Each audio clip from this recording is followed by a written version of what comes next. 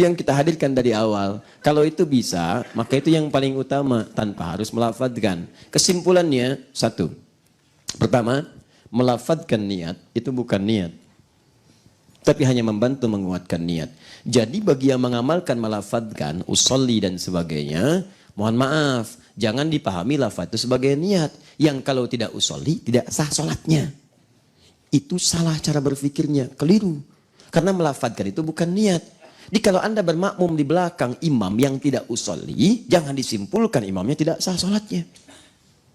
Imamnya kemudian mulai menghadap kiblat, lalu bertakbir, Allahu Akbar, menyimpang, tidak usolli.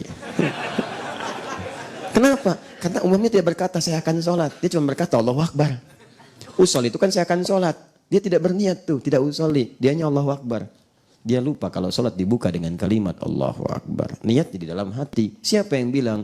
Nabi yang menyampaikan itu. Contohnya Imam Asy-Syafi'i bahkan menuliskan dalam kitabnya. Jadi begitu mengatakan Allahu Akbar, hatinya mengiringi dengan niat. Jelas? Yang kedua, lafaz ini sebetulnya tidak diatur dalam kalimat-kalimat yang khusus. Ya, kenapa? Karena dikaitkan dengan ibadah yang dikerjakan. Karena itu sepanjang lafaznya ada untuk menguatkan, silahkan. Makanya orang Arab pakai bahasa Arab. Sholli fardhu subhi. Ya kan? Rak'ataini mustaqbilal qiblati imaman lillahi ta'ala. Allahu Akbar. Arab. Di hatinya juga begitu. Jelas ya? Tidak ada lafaz yang khusus. Jadi kalau Anda nanti yang misalnya berbeda pendapat dengan yang ini, mengatakan itu kan lafaznya tidak ada dari Nabi. Emang nggak ada. Mau dicari sampai kiamat kurang 2 hari juga akan ketemu. Akan ketemu. Karena lafaz ini dibantu menguatkan niat. Taat itu dihadirkan sesuai dengan kondisinya. Apa yang di hati itu yang dikeluarkan.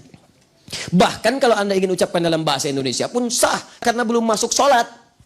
Sholatnya dibuka dalam takbir. Niatnya di hati. Anda ingin kuatkan. Duh Gusti.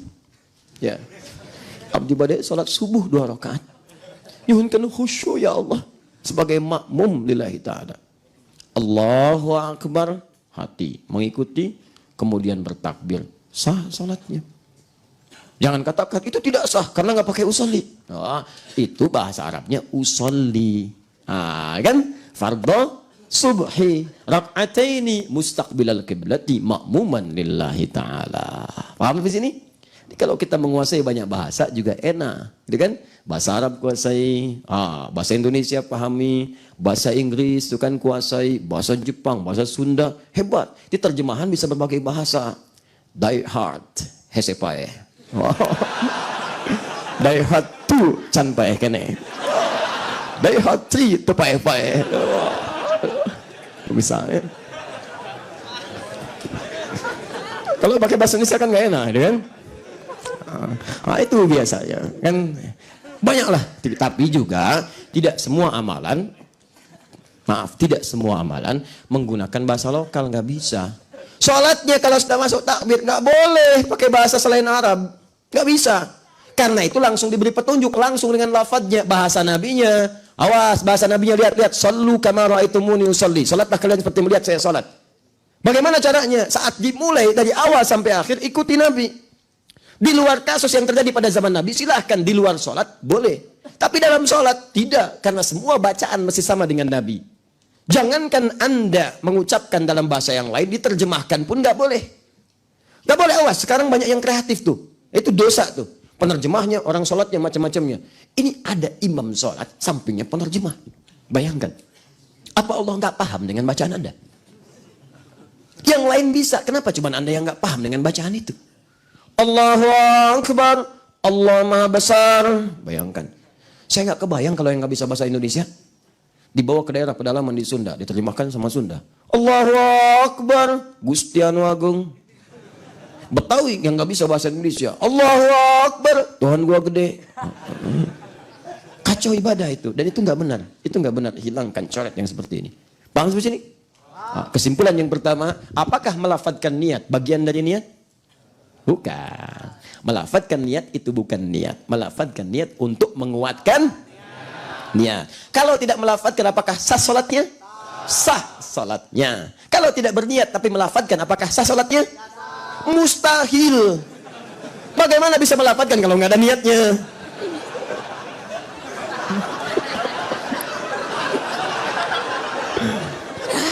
ini belum lihat sudah menyimpulkan hukum. Yang ini menyimpulkan hukum pada sesuatu yang kita tidak pahami. Di pertanyaan yang salah itu melahirkan jawaban yang seperti ini. Pertanyaannya sudah keliru, kalau orang salah nanya nggak usah dijawab. Saya ulang, apakah ketika tidak melafadzkan sah sholatnya? Sah sholatnya. Apakah kalau tidak berniat kemudian kita melafadzkan sah sholatnya? Tidak. Sah sholatnya, mustahil seseorang melafadzkan kalau tidak berniat. Cerna dengan baik. Cerna dengan baik. Cerna. Jangan tersesat walaupun di jalan yang benar. Ya. Awas. Hati-hati. Hati-hati. Itu pertanyaan kurang tepat. Karena mustahil orang melafadzkan kalau nggak ada dalam hatinya. Semua yang dilafadzkan itu ada dalam hati. Akad nikah karena ada gejolak di hati keluar dalam bentuk lafadz. Ankah tukah saya nikahkan, saya kawinkan engkau dengan putri saya bernama si Fulanah binti Fulan dengan mas kawin misalnya gelang emas sebesar 2 kilo dibayar tunai. Ya? Dijawab. Ya. Saya terima nikahnya saya terima nikahnya si Fulanah binti Fulan dengan mas kawin yang bersangkutan ya, atau dengan mas kawin yang tersebut dibayar ngutang misalnya. Atau bayar tunai. Itu kan di hatinya keluar dalam bentuk lafadz. Sama syahadat juga begitu. Begitu disebutkan di lisan tembusnya kan ke hati. Dari hati yang paling dalam aku menyampaikan apa yang aku rasakan. Ya, kita sampaikan cinta kita bersama di dalam lisan dan kita tuliskan dalam buku kita nikah kita yang jadi pegangan.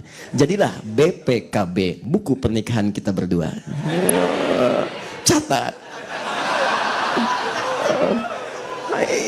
Itu luar biasa. Apa hubungan dengan niat? Cari aja. Kesimpulan 1. Kesimpulan yang kedua, apakah seorang kalau jadi imam dia tidak melafadzkan, boleh kita bermakmum di belakangnya? Boleh. Boleh kita protes? Ya, boleh aja kalau nanya, gitu kan? Boleh. Yang tidak boleh itu protes dengan cara kemudian menjelekkan atau yang lain. Kalau makmumnya di belakang imam yang melafadzkan niatnya, boleh? Oh, kenapa jadi pelan? Boleh. Imamnya melafadzkan Salli fardhu subhi rak'ataini mustaqbilal qiblati ya imaman lillahi ta'ala. Anda bermakmum di belakang, boleh tidak? Boleh. Apa yang salah? Apa yang salah? Ya, boleh, silakan. Anda beda pendapat, boleh. Tapi Anda mesti tahu yang beda pendapat dengan Anda pun punya dalil. Kita hormati dalilnya. Hormati dalilnya. Kalau Anda merasa saya nggak tentram Ustadz, belajar dulu supaya tentram. Dalam rangka belajar itu, sholatnya mungkin cari dulu di tempat lain. Dengan imam yang tidak melafadzkan. Setelah paham pelajarannya, silahkan kembali ke jalan yang benar. Jalan yang benar itu bukan makmum di belakang orang yang melafadzkan. Maksudnya kembali ke jalan yang benar dengan pemahaman yang benar. Kalau ada yang begini dalilnya ada, tenang. Kalau yang begini dalilnya ada, tenang. Ya, zuhur imam dilafadzkan, tidak dilafadzkan, benar. Yang salah, yang tidak sholat atau sholat yang tidak berniat. Itu salah. Jelas? Kesimpulan pertama. Kesimpulan yang kedua, ada 3 pendapat tentang persoalan niat yang dilafadzkan ini. Yang pertama itu mutlak membolehkannya dalam keadaan waswas atau bukan. Ini kelompok yang tadi kita sebutkan. Yang kedua menolak secara mutlak, sangat tidak mengamalkannya karena dasar kekhawatiran kalau itu menyalahi apa yang Nabi ajarkan. Kemudian yang ketiga, itu dalilnya juga sudah ada. Yang ketiga adalah mengambil yang pertengahan. Kalau saya pribadi, saya condong yang ketiga ini. Tapi saya nggak bisa paksa antum. Kalau dalam fikih itu ada muqaranatul madzahib, perbandingan antara madhab.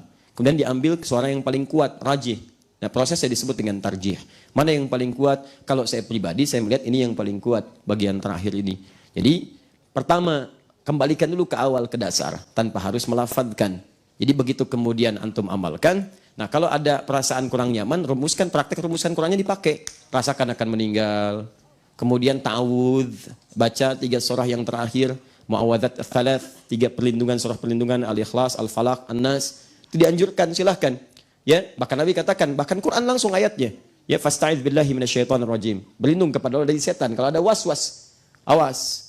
Fa imma yanzaghannaka minhum naz'un, kalau ada bisikan-bisikan yang membuat kita was-was susah, fasta'idz billah, berlindung kepada Allah.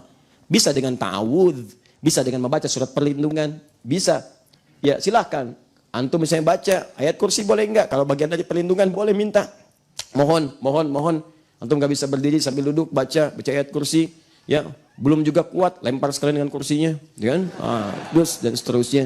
Kuatkan maksimal, rasakan akan wafat, ya. Nah, kalau kemudian nggak susah, nggak bisa ini itu harus diucapkan misalnya untuk menguatkan niat, maka silahkan, ini ada pendapatnya untuk diamalkan. Ini yang saya kira termasuk pembahasan yang kita bisa utarakan. Kalau sudah begini, nggak usah dibahas lagi. Apalagi yang paling tidak menyenangkan adalah yang nggak ikut kajian pun ikut bahas di komen-komen, terus berselisih lagi. Wah, ini bukan bermanhaj salafus saleh. Oh, ini manhajnya rusak. Ini menyimpang. Ini ketentuan begini-begini. Sudahlah, akhi, mau sampai kapan begitu? Sudah, kita perbaiki diri saja dengan baik. Jangan sampai dapat pahala tapi dihilangkan lagi.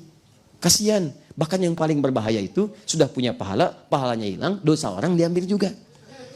Itu muflis, ada hadisnya, Kalau saya sih tidak ada masalah. Kalau ada yang kurang tepat, saya kan pribadi yang sangat terbuka, disampaikan. Sampaikan aja langsung, saya perbaiki kalau memang itu keliru. Kalau dia bikin status mah nggak ada ujungnya. Kalau pengen diskusi, silahkan datang. Kalau cuma kesalahan disampaikan di jamaah Anda, tapi Anda nggak pengen diskusi, ya susah kalau begitu. Ustadz itu menyimpang, jangan diikuti, begini-begini. Oh, saya ajak diskusi nggak datang-datang. Gitu kan? Saya tawarkan duduk, nggak mau. Gitu kan? Semaunya apa? Saya ajak minum teh, nggak mau. Saya tawarin umroh juga nggak mau. Semaunya apa gitu kan? Nah, itu kan susah kalau begitu. Ya sudahlah gitu kan, saya mah apa tuh. Ya. Ya, kita doakan saja, sudah doakan. Dan Anda jangan ikut-ikut mencela, saya jangan mencela. Kenapa Anda mencela? Nggak usah dicela, sudah nggak usah dicela. Kita saling memaafkan saja, kita maafkan. Kalau dosa kan tahu masing-masing. Gini, memaafkan itu nanti Allah akan lapangkan hati kita, nggak akan difikirkan lagi oleh kita. Jadi kalau kita sudah maafkan, ditutup oleh Allah apa yang kaitan kita dengan dia. Jadi kita tuh dilapangkan, nggak mikirin dia. Tapi sebelum dia minta maaf, maka terus akan menyelimuti perasaan dia dan terus menggulirkan dosa dalam dirinya. Jadi kalau Anda berselisih dengan orang, maafkan aja, nggak ada ruginya memaafkan orang itu. Sebelum dia minta maaf pada Anda atau bertobat kepada Allah, maka dosanya terus mengalir sampai kembali kepada Allah. Kalau Anda sudah nggak ada kaitan lagi, dia nggak ada ruginya. Nah, maka dari itu sudah, buka hati, wal'afina anin nas, maafkan. Saya pun tidak akan marah, nggak apa-apa. Kalau benar kita koreksi. Dan jangan mau kita kemudian mempertahankan kesalahan. Itu nggak bagus. Mempertahankan kesalahan sama dengan menutupi kebodohan yang memang sudah tampak. Ya, sudah mau apa lagi, capek. Perbaiki dan jangan malu. Ya, Allah menyukai orang yang salah tobat dibandingkan dengan orang soleh yang terus merasa benar. Ya, jelas kalimatnya?